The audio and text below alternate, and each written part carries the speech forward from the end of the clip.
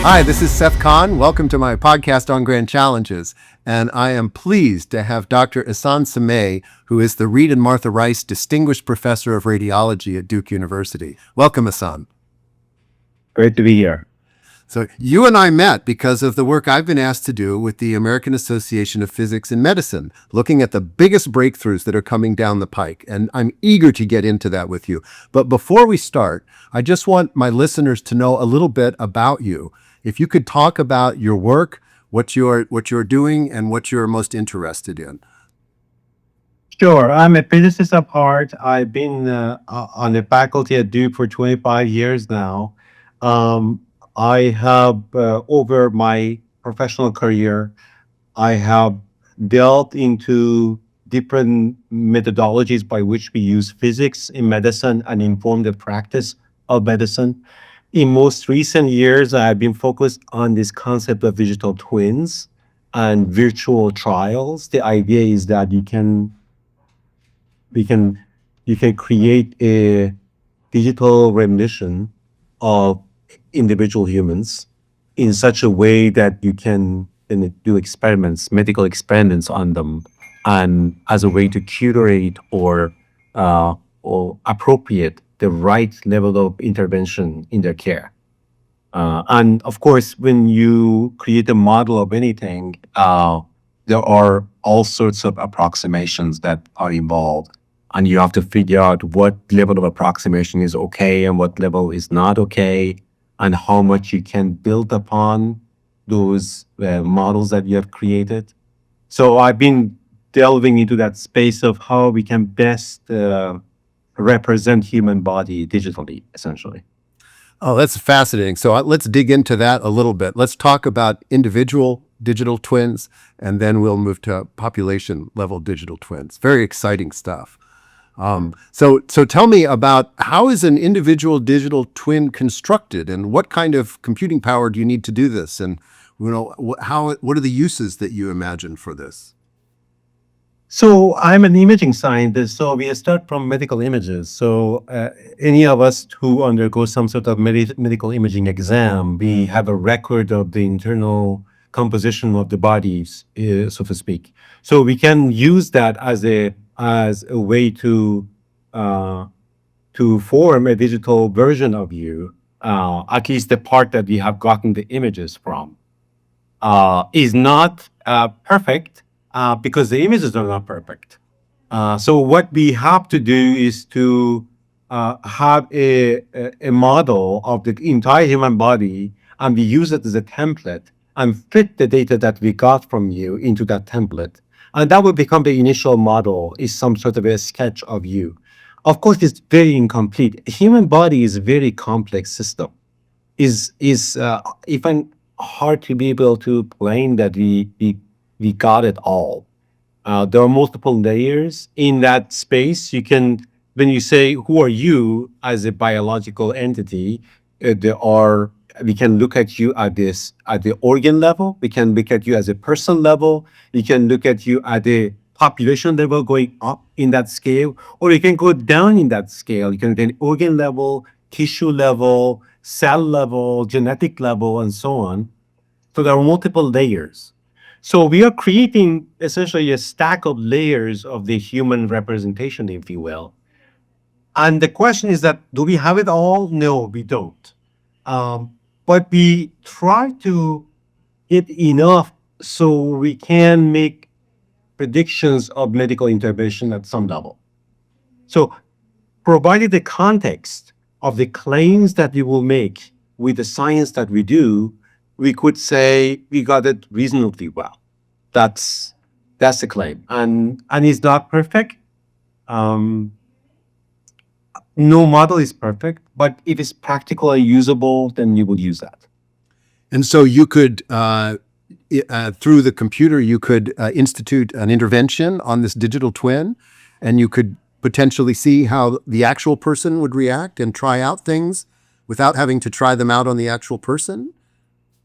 That's the idea. That's the idea. But comes a very interesting dilemma that we have. Yes, the answer to that question, short answer to the question is yes. That's the essence of it. Because we have a significant challenge. You should have asked me, why are they even doing this?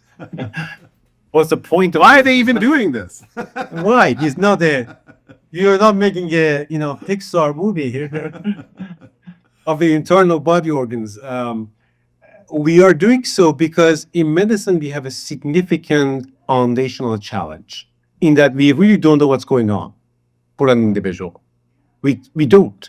We can't do experiments on humans, right? This is not ethically allowable to do experiments on humans. So every medical intervention is some sort of a guess, very good guesswork. I mean, medicine is amazing today, but you never know if medication that you were prescribed yesterday exactly work or not. That's why the physician will say, "Oh, come and check back with me in a couple of months, and we will see how that goes." Why do we need to check back? Because you don't know, right? So we never know exactly. So the advantage of representation of digital representation of a human is that you intimately know the knowledge. Ultimately intimately know what is in that body. So if the patient has a cancer or has a cardiac plaque, we know exact characteristic of the plaque because we put it there. So you act like God. And now, if you intervene in that care, you know whether that intervention was effective or not because you know what the truth was. Do these different elements that you put there have they must have interactivity. Like, I think, yesterday I was noticing I was yawning in bed, and while I was yawning, a muscle in my lower back twitched to correspond to the yawn. I don't know how they're connected, but obviously they are. Right? Right. So do you have this kind of interdependency with these different elements that you put in this digital twin? No, I mean, we are not as sophisticated. I would say we are building the model as we go, and we define a series of problems that we think we can digitally answer, and we target our tools to go after that particular type of answer. That's what we call context of use. So for that context, then I have a model that would work. No, is my model perfect? The answer is no. As George Box would say, all models are wrong, but some are useful. And our model here is also our vision here is to have something that is useful. And I mentioned earlier that we don't get everything right. So sometimes, for example, we don't know exactly what's in the kidney of the patient. So we represent the kidney of the patient, individual patients that we have, with a population representation of the kidney. So that bucket is a population representation, not an individual representation. And that we always go back and forth between individual representation and population representation. And that's also the dilemma in medicine, right? Because when you go to a doctor, you want to be treated like an individual for the first time, but you want to be tried, you want to receive a medication that has been validated against the population. Right. But the population is different from you. You are not a population. And that's another fundamental challenge in medicine. Wow. You are a population and you are not a population at the same time. Yeah. Right? So when we say personalized medicine, what does that really mean? You don't want to be really do a surgery. It's only unique to you. You want the same techniques that have been used to 10,000, applied to 10,000 other patients to apply to you as well. So you want the personalized care informed by the population care. Yeah. Makes a lot of sense. So speaking of population, you can have populations of digital twins, no? That's correct. Yes, that's right. And then it seems like now you're in a situation where you can have society level interventions or something, or population level interventions. Talk a little bit about that. Educate me about that. So in that space, then you want to have. You're now walking into into the public health space, essentially, right? Yeah. So we are all diverse. So if we go after some sort of a intervention, let's say a screening mammogram or lung cancer screening for across a large population, you want to have a regimen that would work across a variability of the patients, population of patients that are out there. So not only you need to represent individuals in that would be your model will be reflective of the individual patients, but also can be aggregated across the diversity of the patients. So one of the things that we do is to make sure that we don't um, put put our put too much of our focus on representing small groups of patients. So we are looking at, for example, large patients, small patients, pediatric patients, geriatric patients, patients that have um, higher BMI, lower BMI, and even in that high and lower BMI, they have different shapes.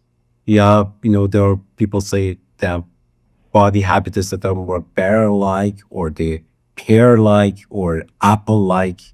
Um, and how do we know, are we diverse enough in our population representation? We don't. In fact, that has been one of the main problems in medical care today, is that we don't have a good gauge for diversity of the data. In the AI space, people say you have to train your AI algorithms on diverse data sets. Well, diverse is a very subjective term. How diverse? Um, you can't. We need to have diversity metrics to do this. Yeah. Oh. So one of the things I'm aware of is that you were involved in leading an initiative that looked at the future of physics in medicine. I believed it was called Physics in Medicine 3.0. Is that right? That's right. Medical physics 3.0. First of all, tell us why it's 3.0, and then tell us a little bit about what you found, what you have articulated. So yeah, medical physics has always been about practice of physics in medicine. And me, myself included, physicists have tried to bring the best of physics into the medical space. And you might wonder, who are medical physicists? I think probably one of the earliest medical physicists was Marie Curie, who was really pioneered a big part of the work that we do today.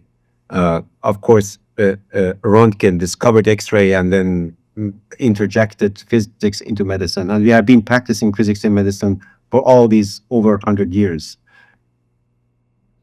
Medical physics 3.0 grew out of the desire to do physics in medicine, but oriented more to physics for medicine. So a lot of us did not go into medicine because we want to do physics. So we try to stay in the physics lane. But at the end of the day, if you are in the medical field, you have to inform the care of the individual patients. So medical physics 3.0 essentially became a movement to make the physics more about the patient and less about the physics itself. Let me give you examples. Like, we characterize the quality of our imaging operations or therapy operations in terms of numbers. You can say the resolution of this imaging system is twice better than that imaging system, or the noise level is twice lower in this scenario than the other scenario. But if I ask you, so okay, good about resolution and noise, but how would I be able to see the tumor better with that machine versus that machine? We say, well, we don't know. Oh, that's not our expertise. And I would say that's a problem. Because if you quantify something, that quantity needs to be related to the very purpose of what you're doing, right? Yeah. So medical physics 1.0, if you will, has pretty much stayed in the quantification of the physics specification. Medical physics 3.0 wants to go in a step further and say what that quantification means in terms of the care for the individual patient. And the reason we call it 3.0 was that initially it started as an imaging enterprise, and I call it medical physics 2.0. And then therapy people said, what about us? So we said, okay, we will include therapies, and essentially it became 3.0 to make sure we embrace the broader community of medical physicists.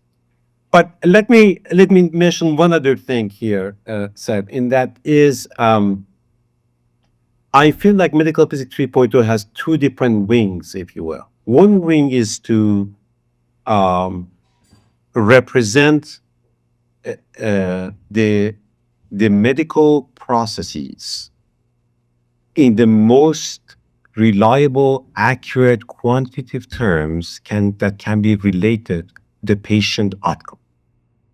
That's more of a mechanistic, a statistical representation of a medical intervention, which is the digital twins, virtual trials that I just talked about, is a huge movement in that direction. Okay. The second part of it is to represent the human beings as human beings, to acknowledge the dignity of the patient who is coming to be cared for. So, the one view, the first view of the virtual trial and digital twin is like representation of the human as a machine, which I can fix. But that's not the full story. The patient is also a real human being. And actually, I am also a human being that are caring for that human being, right? So we need to relate to the soul of that entity in a humanistic way. In a, so is the human is not a machine. It's a human. I need to relate to that person at that level.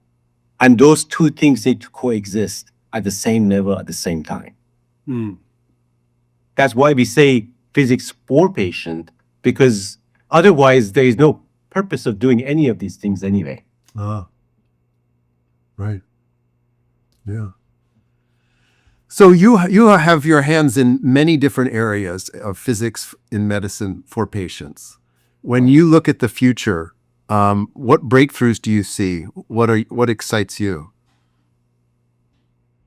Well, I think what I am excited in the context of science, I mean, there are different domains of progress in medical physics in general. In the domain of science, I see prospect of sort of new forms of imparting signal to the human body. By imparting signal, I'm talking about therapeutic intervention into human body, whether it being ultrasonic waves or being ionized heavy particle therapies or proton therapies or flash therapies. These are new forms of therapeutic regimens that are really exciting and really can make a significant impact in the way we intervene and we treat disease. Similar to that is the different ways of extracting signal from the patient, which is more of an imaging domain activity, right? So there are things that we still do not see. What are the ways that we can extract more signal from that space? Then the two come together in the context of theranostics when we use the imaging and therapy in the context of individual patient. So can I orchestrate the therapy in such a way that directly addresses the need of the individual patient? The imaging information informs the therapeutic regimen in a very intimate way. In the context of radionuclide therapy, for example, we could target different types of tissues in a very personalized way by the fusion of the imaging data and the therapeutic data. That's a beautiful integration of the imaging intervention, therapeutic intervention, and personalization of care. All of that can be understood in the context of the hardware, in the context of the equipment and technology that is needed to bring that together, but also in the context of the software, in terms of how did you integrate data in a seamless fashion in such a way that we can actually uh, help the patient. We, in some ways, I feel like we have advanced our um, hardware faster than we have advanced our software. Our software is advancing quite a bit now with AI and so on, but they are not robust enough that we can trust them to actually let them run the enterprise. So that's, I would say that's the sort of scientific advance in the medical physics space. On the clinical advances, I think we need to perpetually ask the question how we can measure things or assess them or evaluate them or qualify them or appropriate them or optimize them in such a way that is related to a particular clinical task. Right? Uh, we we need to get beyond measuring resolution and measuring noise and measuring contrast and ask the question, how these resolution or noise or contrast relate to the actual outcome of the care for the individual. That's a job of the clinical physicist. A clinical physicist is an individual who gets the advanced machinery, hardware and software, and try to sort out the question: how can I appropriate this machinery for the best care of that individual? That's right. That's the clinical physics. The scientific one that I mentioned earlier is that how I can curate that technology to start with. Now the clinical physicist is like, how would I implement it? How would I use it? And again, all of that, the first part, the first activity, research and development and science is oriented toward that patient outcome. And then clinical physicists curating it for that individual patient for the best patient outcome. Um, So, and then that in the clinical space, I, we have multiple tool sets at our disposal, right? There are measurements that we make with our phantoms. They call them in vitro measurements. There are the things that we do with digital twins and what we call in silico in computational representation of the intervention that can come to bear in the way we orchestrate our processes. And finally, in vivo, in the sense that we need to look at how are we doing, right? So I think we need to have surveillance systems that look at the actual clinical operation to see what images are we capturing, what are the outcome of the treatments that we are imparting to patients, and how can we refine the processes to get what we expected to get. You need to have a quality control, so to speak, at the back end of the entire process. Wow.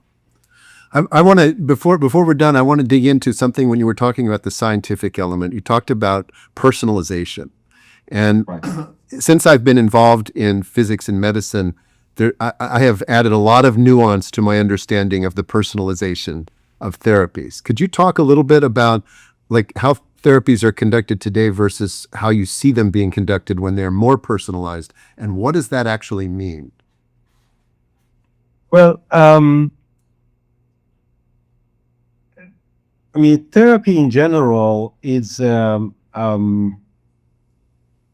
because therapeutic interventions are so interventional, what's the lack of better word, they can cause significant amount of harm if you don't do it well, right? So if you want to, for example, you want to do the surgery, you want to make sure you cut the right piece of tissue out and not the wrong piece of tissue out, right? The result will be devastating, right?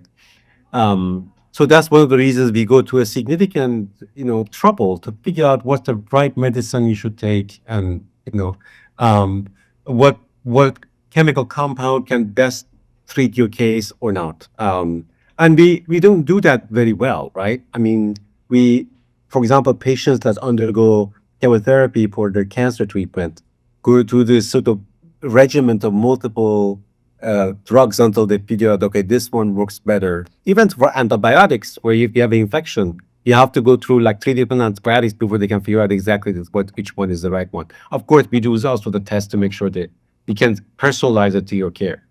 In the context of radiation therapy or medical physics, what we do is that also we want to personalize the care. So my colleagues in radiation therapy, they do go significant trouble trying to identify the areas of the tissues that need to be treated, then the areas of the tissues in the body that needs to be spared. And that decision is highly personalized. So it's different for you, for me, and it's different. That's a more advanced topic, but it's different from day to day. So, because we are dynamic entities, we are not static, right? Right. And especially, let's say you have God forbid, you have a lung cancer, and during the therapeutic regimens with radiation therapy, you would be continuing to breathe. Right. So we come up with a way to make sure as you're breathing, we are oscillating the beams on and off at the exact right location, at right time points, to make sure that the treatment is personalized to that particular time when the tumor in the right spot to be blasted, basically, right? Right. And then as the time goes on, if the tumor shrinks, don't you want to go in and change your treatment plan slightly to adapt to the changes that are taking place? Right now, the adaptation therapy is not common, because if you want to adapt the therapeutic regimen, that by itself can introduce additional sources of error in the process. So people argue maybe it would be better not to introduce one set of exchange one set of errors with another set of errors. So, but my point is simply is that as the time goes on and our technologies get more advanced, and we are more confident that we actually can see what we are treating, you can really hone in and really personalize the care for that individual patient, for that individual time points. The question is that do we have the technology, and do we have the manpower, and do we have the competence of those things together to do it in the most precise way? And I think it's a matter of time, and I think we are advancing in that direction, and just like really, really exciting time to be involved with the advancement of physics, because a lot of the precision and personalization and of the care that you're talking about really requires the physicsy type way of approaching the topic. But again, I don't want to overemphasize that too much at the cost of the humanness of the enterprise as well, right? At the end of the day, we are privileged to be given the opportunity to care for the individual patient, right? This is their space, this is their body, it's not ours, right? They would allow us to help them in the process. Beautiful. Thank you so much. This has been a wonderful conversation. I appreciate your time very much. Thank you, Seth. It's a great talking to you.